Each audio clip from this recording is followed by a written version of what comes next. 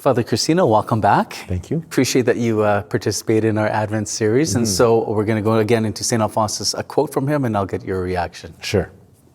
St. Alphonsus says, "It is a marvel, says the saint, to see a God endure such suffering, shedding tears in a stable, poor in a workshop, languishing on a cross. In short, afflicted and tormented, the whole of his life for the love of men. And then to see these men who not only do not burn with love towards such a loving God, but even have the boldness to despise his love and grace." Your first thought? Ouch.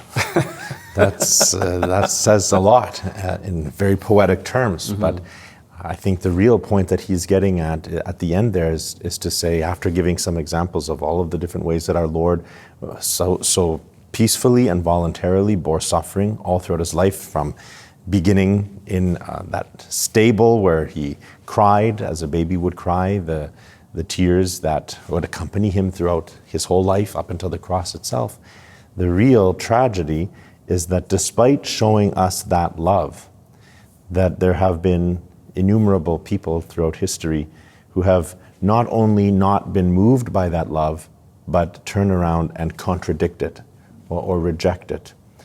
And so that is what really strikes me out of what he's saying there, is that it's one thing for it to be a tragedy that God should have come to suffer for us and with us, but then to compound that suffering, that we would reject his love because of our sin, that we would prefer the things in this world to that which he calls us to, is a slap in the face to him, right? It's just simply to add to the suffering he's already endured. And so that, I think, is such a sad reality, but one which hopefully, by coming to grips with that and realizing the way in which our sin is not simply an offense against God, but actually hurts him, that it is a rejection of how he's already tried to love us, that can help inspire us to try and put our sin behind us in order that we can love him better.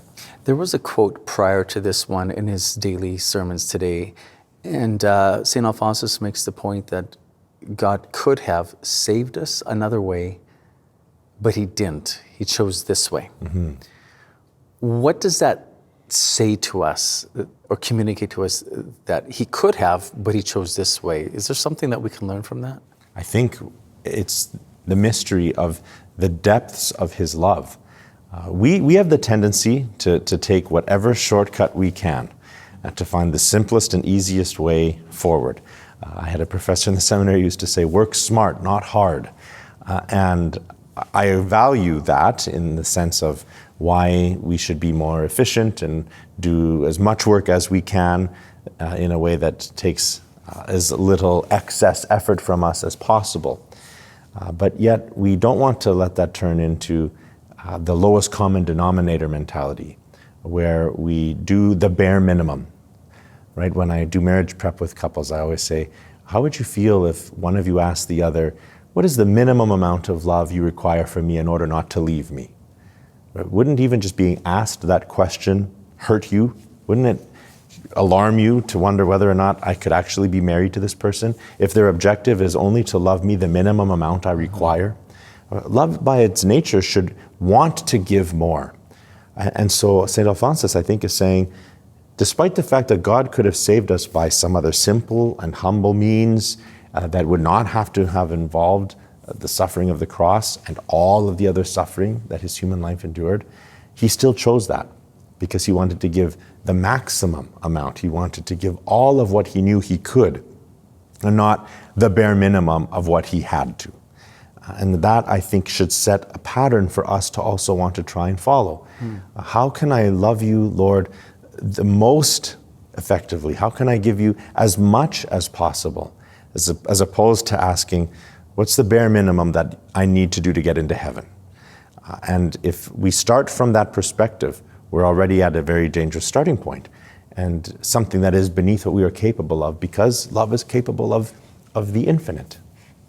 Yeah, earlier, I can't remember where, it's not in this day, but he makes the point, that one drop of blood could have been enough to save us all. But what he might have done with a drop, he does with a stream. And that just really struck me, that our God does not take the shortcut to save us. He's not, with the lack of a better theological word, cheap. Right, right. And other theologians, even a Protestant theologian, Dietrich Bonhoeffer, has talked about cheap grace and how we are drawn to something which seems to cost us as little as possible, but that God doesn't deal in cheap things. God is elaborate. God wants to shower us with more than we deserve and more than we need, because his love is extravagant. And so there is a desire for him to put out as much of himself as he can. I'm not a big Shakespearean scholar by any stretch, but I've always been so taken by the beautiful line in Romeo and Juliet when Juliet asks Romeo, how did you get in here? Because he scaled the wall to get into her garden courtyard, and he describes how no wall and no threat of archer was going to keep me from getting out to you, because what love can do, that dares love attempt. And what a beautiful way of saying, if love can do it, then love will try to do it. If love sees a path forward, it's going to try and pursue that path, not take whatever seems to be the fastest, simplest, and easiest way forward. In the quote of this that we read, St. Alphonsus mentions that there's some that might despise his love. And when we read that, someone might be starting to worry. Have I despised his love? And they get fearful. And they're sitting there right now, even as we talk, and they're fearful because, oh, am I one of those who has despised his love? What would you say to that response? No one who asks themselves that question is loving him as little as possible. If we even ask that question, it's because we already want to love him better. And because we are capable of infinite, we must not be discouraged that we have not yet perfected our love, because we can't. And instead, that should excite us, that should inspire us to say, I can always love him more and I can always love him better. It's never exhausted. I've never reached the end of it. I've never gotten to its depths, which is not a source of discouragement. It doesn't mean that I have failed. It means that for as long as I live, I have greater time and opportunity to give more, to love better. And so we must not allow ourselves to become destroyed by the discouragement that comes from the devil, who's always trying to point out to us, you haven't loved God as much as you could. The answer to that is to say with a smile, I know. And that's why I want to still try to love him more and try to love him better. Thank you. Thanks.